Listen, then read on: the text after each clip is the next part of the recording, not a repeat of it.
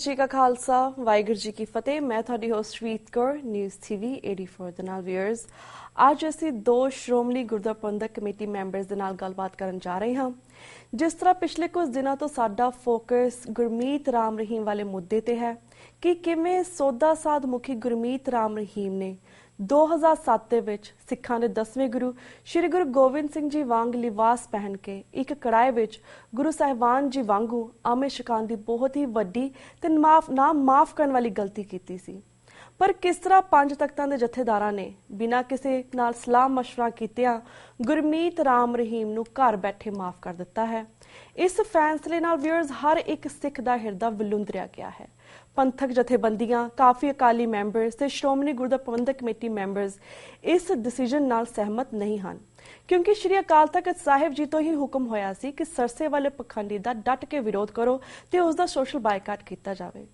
पर हुण अकाल तख्त साहिब तो पास किते गुरमता के खिलाफ जथेदारां ने यह डिसीजन लिता है। व्यूअर्स इस मुद्दे ते टीवी 84 न्यूज़ के पहले सैगमेंट दे विच अज असीं गलबात करांगे मैंबर SGPC बीबी किरणजोत कौर जी नाल जिहड़े कि अमृतसर तो साडे नाल फोन लाइन ते जुड़ चुके ने। जी भैन जी वाहिगुरू जी का खालसा वाहिगुरू जी की फतेह। वाहिगुरू जी का खालसा वाहिगुरू जी की फतेह। जी भैन जी जिवें पंज जथेदारां ने राम रहीम दे हक विच जिहड़ा फैसला लिता है सब तो पहलां तां असीं तुहाडे इस दे उपर विचार लैणे चाहांगे कि तुसीं इस बारे की सोचते हो। देखो बड़ा सेंसिटिव जिहा इशू है जी जिहदा कि मालवे दे विच बहुत इंपैक्ट है। ਜਦੋਂ ਇਹ ਹੁਕਮਨਾਮਾ ਹੋਇਆ ਸੀ ਜੀ ਉਸ ਤੋਂ ਬਾਅਦ ਸਿੱਖਾਂ ਦੇ ਵਿੱਚ ਤੇ ਡੇਰਾ ਪ੍ਰੇਮੀਆਂ ਦੇ ਵਿੱਚ ਕਾਫੀ ਝੜਪਾਂ ਵੀ ਹੋਈਆਂ। ਤਿੰਨ ਨੌਜਵਾਨ ਸ਼ਹੀਦ ਹੋ ਗਏ, ਬੜਿਆਂ ਦੇ ਉੱਪਰ ਪੁਲਿਸ ਕੇਸਿਸ ਹੈਗੇ ਜੀ ਤੇ ਕਾਫੀ ਜਿਹੜਾ ਮਾਲਵੇ ਦਾ ਸੋਸ਼ਲ ਤਾਣਾ ਬਾਣਾ ਸੀ ਉਹਦੇ ਨਾਲ ਇੰਪੈਕਟ ਹੋਇਆ ਜੀ ਤੇ ਕਾਫੀ ਦੇਰ ਤੋਂ ਇਹ ਮਸਲਾ ਚੱਲ ਰਿਹਾ ਸੀ। ਪਰ ਇੱਕਦਮ ਜਦੋਂ ਰਾਤੋਂ ਰਾਤ ਹੀ ਇੱਕਦਮ ਹੀ ਉਹਨੇ ਉਹ ਸੌਦੇ ਸਾਧ ਨੂੰ ਮਾਫ ਕਰਨ ਦੀ ਗੱਲ ਸਾਹਮਣੇ ਆਈ ਜਿਹਨੂੰ ਕਿ ਇੱਕ ਗੁਰਮਤੇ ਦਾ ਨਾਂ ਦਿੱਤਾ ਗਿਆ ਤਾਂ ਬੜੀ ਹੈਰਾਨੀ ਜੀ ਹੋਈ ਜੀ। ਤੇ ਇਹ ਇੱਕਦਮ ਹੀ ਮਤਲਬ ਜਦੋਂ ਪਤਾ ਲੱਗਾ ਤੇ ਜਿਵੇਂ ਸਪੀਕਲੈਸ ਹੋ ਜਾਂਦਾ ਬੰਦਾ ਨਾ, ਸਮਝ ਨਹੀਂ ਆਉਂਦੀ ਕਿ ਹੋ ਕੀ ਗਿਆ ਹੈਗਾ। ਹਾਂਜੀ ਜੀ ਬਿਲਕੁਲ ਜੀ। ਤੇ ਪਤਾ ਨਹੀਂ ਹੁਣ ਬਾਕੀ ਹਾਲਾਤ ਤਾਂ ਸਾਰੇ ਤੁਹਾਡੇ ਸਾਹਮਣੇ ਹੀ ਹਨ ਹੁਣ। ਜੀ ਬਿਲकुल ਤੇ ਭੈਣ ਜੀ ਜਿਸ ਤਰ੍ਹਾਂ ਗੁਰਮੀਤ ਰਾਮ ਰਹੀਮ ਦੀ ਇੰਨੀ ਕ੍ਰਿਮੀਨਲ ਬੈਕਗ੍ਰਾਉਂਡ ਹੈ, ਸੋ ਮੈਨੀ cases against murder cases, rape cases etcetera, ਹੋਰ ਵੀ ਕਾਫੀ ਕੇਸਿਸ ਜਿਹੜੇ ਬਿਆਨ ਕਰਨੇ ਸਾਡੇ ਲਈ ਮੁਸ਼ਕਿਲ ਨੇ। ਪਰ ਤੁਸੀਂ ਕੀ ਕਾਰਨ ਸਮਝਦੇ ਕਿਉਂ ਬਿਨਾਂ ਕਿਸੇ ਨਾਲ ਸਲਾਹ ਮਸ਼ਵਰਾ ਕੀਤਿਆਂ ਇਹ ਡਿਸੀਜਨ ਲਿੱਤਾ ਗਿਆ? ਕੀ ਜਥੇਦਾਰਾਂ ਨੂੰ ਕਿਸੇ ਦਾ ਡਰ ਹੈ ਜਾਂ ਕਿਸੇ ਦੇ ਪ੍ਰੈਸ਼ਰ ਅੰਦਰ ਇਸ ਤਰ੍ਹਾਂ ਦੇ ਡਿਸੀਜਨ ਲਿੱਤੇ ਜਾਂਦੇ ਨੇ? ਤੁਹਾਨੂੰ ਕੀ ਲੱਗਦਾ ਹੈ? ਪਤਾ ਨਹੀਂ, ਕੁਛ ਨਹੀਂ ਕਿਹਾ ਜਾ ਸਕਦਾ ਕਿ ਵੀ ਇਹ ਤਾਂ ਦੇਖੋ ਬੈਸਟ ਜਥੇਦਾਰੀ ਦੱਸ ਸਕਣਗੇ ਕਿ ਅਸੀਂ ਤਾਂ ਜੋ ਗੱਲ ਕਰ ਰਹੇ ਹੋ ਤਾਂ ਸਪੈਕੂਲੇਸ਼ਨ ਹੈ ਨਾ ਜੀ ਕੀ ਹੋਇਆ ਕੀ ਨਹੀਂ ਹੋਇਆ। ਦ ਬੈਸਟ ਪਰਸਨ ਇਜ਼ ਜਥੇਦਾਰ ਜਿਹੜੇ ਤੁਹਾਨੂੰ ਇਹ ਦੱਸ ਸਕਦੇ ਨੇ ਕਿ ਕਿਸ ਤਰ੍ਹਾਂ ਉਹਨਾਂ ਨੇ ਕਿਉਂ ਕੀਤਾ ਔਰ ਇੰਨੀ ਕਾਲੀ ਦੇ ਵਿੱਚ ਇੰਨੀ ਸੀਕ੍ਰੇਸੀ ਦੇ ਵਿੱਚ ਕੀ ਮਜਬੂਰੀ ਸੀ ਜਿਹੜਾ ਉਹਨਾਂ ਨੇ ਇਹ ਫੈਸਲਾ ਲਿਆ। ਸੋ ਮੈਂ ਇਸ ਬਾਰੇ ਸਪੈਕੂਲੇਟ ਨਹੀਂ ਕਰਨਾ ਚਾਹੁੰਦੀ। The reason why we asking this question because ਤੁਸੀਂ ਮੈਂਬਰ ਹੋ SGPC, so I thought probably ਤੁਸੀਂ ਆਪਣੀ ਪਹੁੰਚ ਕੀਤੀ ਹੋਏਗੀ ਉਹਨਾਂ ਤੱਕ ਕਿ ਕਿਉਂਕਿ ਤੁਸੀਂ ਇਸ ਚੀਜ਼ ਨਾਲ ਸਹਿਮਤ ਨਹੀਂ ਹੋ।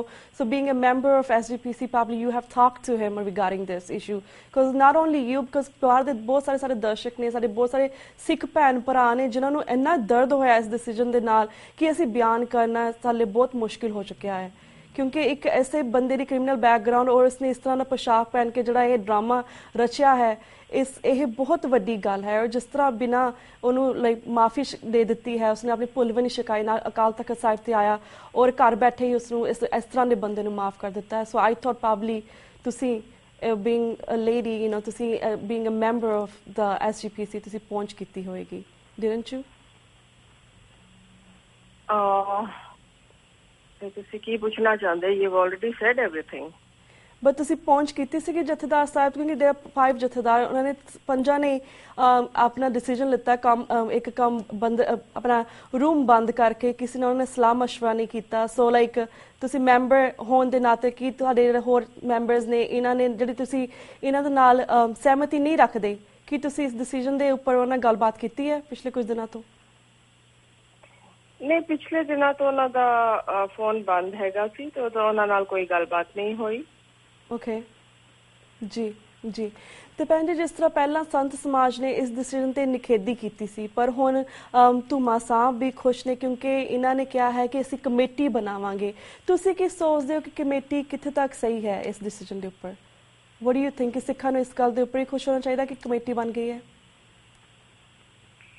ਇੱਕ ਕਮੇਟੀ ਕੀ ਕਰੇਗੀ, ਉਹਦਾ ਕੰਮ ਕੀ ਹੋਏਗਾ, ਇਹਦੀ ਕੋਈ ਮੈਨੂੰ ਕਲੈਰਿਟੀ ਨਹੀਂ ਹੈ। ਸੋ ਆਈ ਕੈਨੋਟ ਰੀਅਲੀ ਕਮੈਂਟ, ਕਿਉਂਕਿ ਕਮੇਟੀ ਦਾ ਕੋਈ ਕੰਮ ਤਾਂ ਹੋਣਾ ਚਾਹੀਦਾ, ਕੋਈ ਇਹ ਤਾਂ ਕਲੀਅਰ ਹੋਣਾ ਚਾਹੀਦਾ ਨਾ ਕਿ ਉਹਨਾਂ ਨੇ ਕਿਸ ਕੰਮ ਪ੍ਰਤੀ ਜਾਂ ਕਿਸ ਸਥਿਤੀ ਦੀ ਉਹਨਾਂ ਨੇ ਇਨਪੁਟ ਲੈਣੀ ਹੈ ਤੇ ਆਪਣਾ ਡਿਸੀਜਨ ਦੇਣਾ ਹੈ। ਤੇ ਉਹ ਮਤਲਬ ਜਿਹੜੀ ਇੱਕ ਪ੍ਰੈਸ ਰਿਪੋਰਟ ਆਈ ਹੈ, ਉਹ ਅਲੱਗ-ਅਲੱਗ ਅਖਬਾਰਾਂ ਅਲੱਗ-ਅਲੱਗ ਗੱਲਾਂ ਕਹਿ ਰਹੀਆਂ। So it is very difficult to actually understand ਕਿ ਵੀ ਇਹ ਕਮੇਟੀ ਬਣੀ ਕਾਹਦੇ ਵਾਸਤੇ ਹੈ ਤੇ ਇਹਨੇ ਕਰਨਾ ਕੀ ਹੈ। ਓਕੇ, ਸੋ ਭੈਣ ਜੀ, like I would like to ask you, ਜਿਸ ਤਰ੍ਹਾਂ ਇਹ ਹੁਕਮਨਾਮੇ ਹੁੰਦੇ ਆ, ਇਹਨਾਂ ਦੀ ਸਿੱਖ ਟ੍ਰੈਡੀਸ਼ਨ ਕੀ ਹੁੰਦੀ ਹੈ, ਕਿਵੇਂ ਜਾਰੀ ਹੁੰਦੇ ਨੇ, ਇਹ ਕਿਵੇਂ ਜਾਰੀ ਹੋਣੇ ਚਾਹੀਦੇ ਨੇ, ਇਸ ਬਾਰੇ ਸਾਨੂੰ ਦੱਸੋ।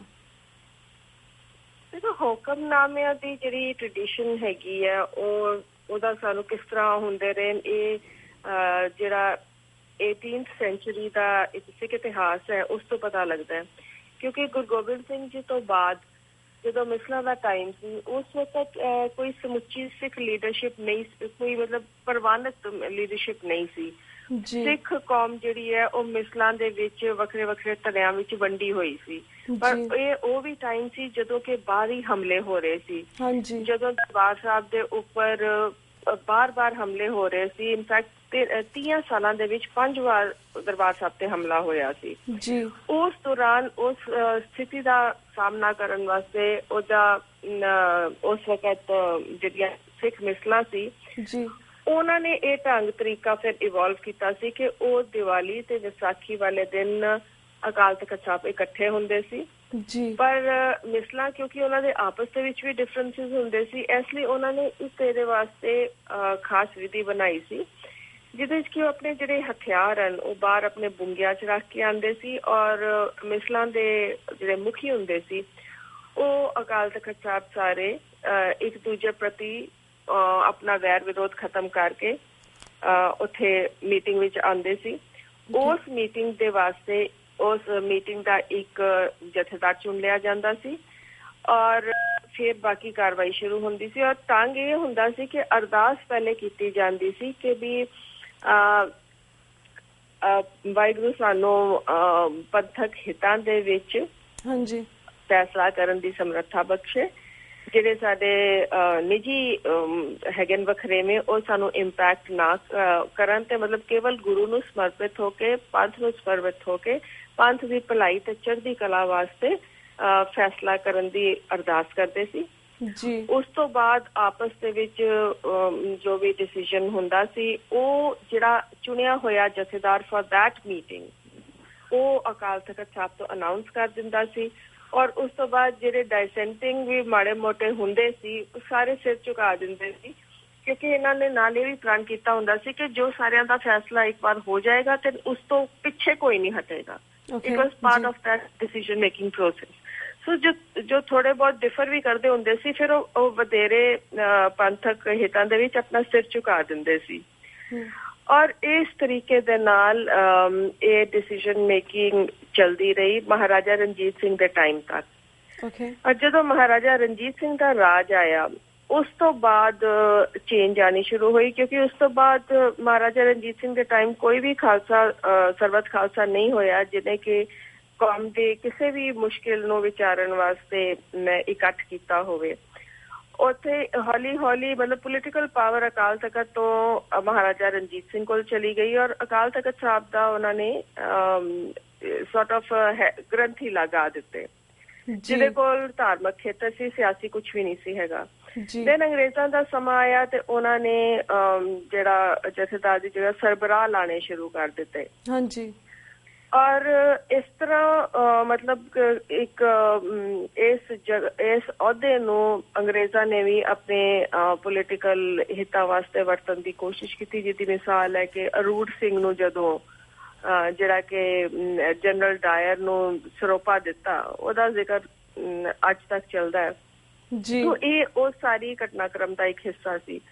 ਉਸ ਤੋਂ ਬਾਅਦ ਜਦੋਂ ਸਿੰਘ ਸਭਾ ਲਹਿਰ ਸ਼ੁਰੂ ਹੋਈ ਹੈ, ਉਸ ਵਕਤ ਇੱਕ ਸਮੁੱਚੀ ਰਿਵਾਈਵਲ, ਸਿੱਖ ਰਿਵਾਈਵਲ ਮੂਵਮੈਂਟ ਸੀ, ਸਿੱਖ ਸਿਧਾਂਤਾਂ ਦੀ ਸੋਚਾਂ ਦੀ ਰਿਵਾਈਵਲ ਮੂਵਮੈਂਟ ਸੀ, ਜਿਸ ਮੂਵਮੈਂਟ ਦੇ ਵਿੱਚੋਂ ਸ਼੍ਰੋਮਣੀ ਗੁਰਦੁਆਰਾ ਪ੍ਰਬੰਧਕ ਕਮੇਟੀ ਨਿਕਲੀ ਔਰ ਸ਼੍ਰੋਮਣੀ ਕਮੇਟੀ ਸਿੱਖਾਂ ਦੀ ਨੁਮਾਇੰਦਾ ਜਥੇਬੰਦੀ ਹੋਣ ਕਰਕੇ ਇਹ ਸਰਬੱਤ ਖਾਲਸਾ ਦਾ ਨਵਾਂ ਰੂਪ ਸੀ। ਹਾਂਜੀ। ਸੋ ਤੁਸੀਂ ਦੇਖੋ 1920s ਤੋਂ ਲੈ ਕੇ ਤਕਰੀਬਨ ਕਾਫੀ ਲੰਬਾ ਸਮਾਂ, ਇਹ ਹੁਣ 15-20 ਸਾਲਾਂ ਤੋਂ ਥੋੜੇ ਪ੍ਰੋਬਲਮਸ ਆ ਰਹੀਆਂ, ਉਦੋਂ ਤੱਕ ਅਕਾਲ ਤਖਤ ਦਾ ਜਿਹੜਾ ਜਥੇਦਾਰ ਸੀ ਜੀ, ਉਹ ਸ਼੍ਰੋਮਣੀ ਕਮੇਟੀ ਦੇ ਜੋ ਵੀ ਫੈਸਲੇ ਹੁੰਦੇ ਸੀ ਉਹਨਾਂ ਦੇ ਅਨੁਸਾਰ ਹੀ ਹੁਕਮਨਾਮਾ ਜਾਰੀ ਕਰਦੇ ਸੀ, ਕਿਉਂਕਿ ਸ਼੍ਰੋਮਣੀ ਕਮੇਟੀ ਨੁਮਾਇੰਦਾ ਜਥੇਬੰਦੀ ਹੋਣ ਕਰਕੇ ਜੀ ਹੋਰ ਵੀ ਜਿਹੜੀਆਂ ਜਥੇਬੰਦੀਆਂ ਉਹਨਾਂ ਨੂੰ ਮੀਟਿੰਗ ਵਿੱਚ ਕਾਲ ਕਰਕੇ ਸਭ ਦੀ ਰਾਏ ਲਈ ਜਾਂਦੀ ਸੀ। ਹੁਣ ਜਿਸ ਤਰ੍ਹਾਂ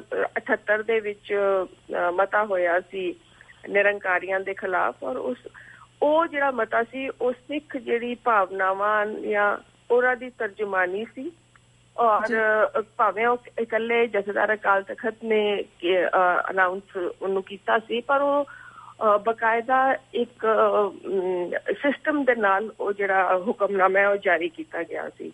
84 ਤੋਂ ਬਾਅਦ ਜਿਹੜਾ ਹੁਕਮਨਾਮੇ ਜਾਰੀ ਕਰਨ ਦਾ ਸਿਸਟਮ ਹੈ ਨਾ, ਉਹਦੇ ਵਿੱਚ ਤਬਦੀਲੀ ਆਈ ਔਰ ਉਸ ਤਬਦੀਲੀ ਦੇ ਨਾਲ ਹੀ ਕੰਟਰੋਵਰਸੀਜ਼ ਪੈਦਾ ਹੋਣੀਆਂ ਸ਼ੁਰੂ ਹੋ ਗਈਆਂ, ਵਿਸ਼ੇਸ਼ ਕਰ ਜਦੋਂ ਕਿ ਪੰਜ ਜਿਹੜੇ ਸਿੰਘ ਸਾਹਿਬਾਨ ਇਹਨਾਂ ਨੇ ਅਕਾਲ ਤਖਤ ਤੇ ਬੈਠ ਕੇ ਛੋਟੇ ਮੋਟੇ ਜਿਹੜੇ ਫੈਸਲੇ ਉਹ ਵੀ ਕਰਨੇ ਸ਼ੁਰੂ ਕਰ ਦਿੱਤੇ। ਉਹਨਾਂ ਤੋਂ ਉਸ ਤੋਂ ਬਾਅਦ ਹੌਲੀ ਹੌਲੀ ਇਹ ਜਿਹੜੀਆਂ ਚੇਂਜਿਸ ਆਈਆਂ, ਜਿਹੜਾ ਕੰਟਰੋਵਰਸੀ ਸ਼ੁਰੂ ਹੋਈਆਂ, ਉਹਦਾ ਸਿਖਰ ਹੈ ਜੋ ਹੁਣ ਰੀਸੈਂਟ ਹੋਇਆ, ਜਿਹਦੇ ਵਿੱਚ ਕਿ ਵੀ ਸਾਰੀ ਮਰਿਆਦਾ, ਸਾਰੀ ਪਰੰਪਰਾ ਨੂੰ ਛੱਡ ਕੇ ਇੱਕ ਹੁਕਮਨਾਮੇ ਨੂੰ ਇੱਕ ਗੁਰਮਤੇ ਦੇ ਨਾਲ ਰੱਦ ਕਰ ਦਿੱਤਾ ਗਿਆ। ਬਿਲਕੁਲ ਬਿਲਕੁਲ ਬਿਲਕੁਲ। ਅੱਜ ਦੇ ਸਮੇਂ ਦੇ ਵਿੱਚ ਜਿਹੜਾ ਸਿੱਖਾਂ ਦੇ ਵਿੱਚ ਕੋਈ ਵੀ ਫੈਸਲਾ ਜਿਹੜਾ ਹੈ ਹਾਂਜੀ ਪੰਥਕ ਜਥੇਬੰਦੀਆਂ ਦੀ ਰਾਏ ਤੇ ਸਲਾਹ ਤੋਂ ਬਗੈਰ ਜੇ ਕੀਤਾ ਜਾਏ ਤਾਂ ਫਿਰ ਇਸ ਕਿਸਮ ਦੀ ਜਿਹੜੀ ਕੰਟਰੋਵਰਸੀ ਹੈ ਉਹਦਾ ਹਮੇਸ਼ਾ ਖਤਰਾ ਰਹਿੰਦਾ ਹੀ ਹੈ। ਜੀ ਬਿਲਕੁਲ ਬਿਲਕੁਲ ਭੈਣ ਜੀ ਥੈਂਕ ਯੂ ਸੋ ਮਚ ਕਿ ਤੁਸੀਂ ਹੁਕਮਨਾਮੇ ਦੀ ਸਿੱਖ ਟ੍ਰੈਡੀਸ਼ਨ ਐਂਡ ਇਸ ਹਿਸਟੋਰੀਕਲ ਬੈਕਗਰਾਉਂਡ ਪੂਰੇ ਵੇਰਵੇ ਦੇ ਨਾਲ ਸਾਡੇ ਦਰਸ਼ਕਾਂ ਨੂੰ ਸਮਝਾਈ ਹੈ। ਪਰ ਆਈ ਨੋ ਕਿ ਤੁਹਾਡੇ ਸਵਾਲ ਪੁੱਛੇ ਸੀਗੇ ਐਂਡ ਤੁਸੀਂ ਉਹਦੇ ਵੀ ਪੂਰੇ ਵੇਰਵੇ ਦੇ ਨਾਲ ਸਾਨੂੰ ਜਾਣਕਾਰੀ ਦਿੱਤੀ ਹੈ। ਸਾਨੂੰ ਇਸ ਗੱਲ ਦੀ ਖੁਸ਼ੀ ਹੈ ਕਿ ਬੀਇੰਗ SGPC ਮੈਂਬਰ ਹੁੰਦੇ ਤੁਸੀਂ ਬੜੀ ਦ੍ਰਿੜਤਾ ਦੇ ਨਾਲ ਆਪਣੇ ਡਿਸੀਜਨ ਤੇ ਕਾਇਮ ਹੋ, ਹਜੇ ਵੀ ਖੜੇ ਹੋ ਆਪਣੇ ਡਿਸੀਜਨ ਦੇ ਉੱਪਰ, ਆਪਣੀ ਹਿੰਮਤ ਦਿਖਾਈ ਹੈ, ਕਰੇਜ ਦਿਖਾਈ ਹੈ। So thank you so much for that and we really appreciate your time. ਹੁਣ ਸਾਡਾ ਵਕਤ ਬ੍ਰੇਕ ਵੱਲ ਜਾ ਰਿਹਾ, ਤੁਹਾਡੇ ਕੋਲ ਇਜਾਜ਼ਤ ਲੈਣੇ ਫॉर ऑल दैट। ਸੋ ਵਾਹਿਗੁਰੂ ਜੀ ਕਾ ਖਾਲਸਾ, ਵਾਹਿਗੁਰੂ ਜੀ ਕੀ ਫਤਿਹ। ਬਹੁਤ ਬਹੁਤ ਮਿਹਰਬਾਨੀ। ਵਾਹਿਗੁਰੂ ਜੀ ਕਾ ਖਾਲਸਾ, ਵਾਹਿਗੁਰੂ ਜੀ ਕੀ ਫਤਿਹ।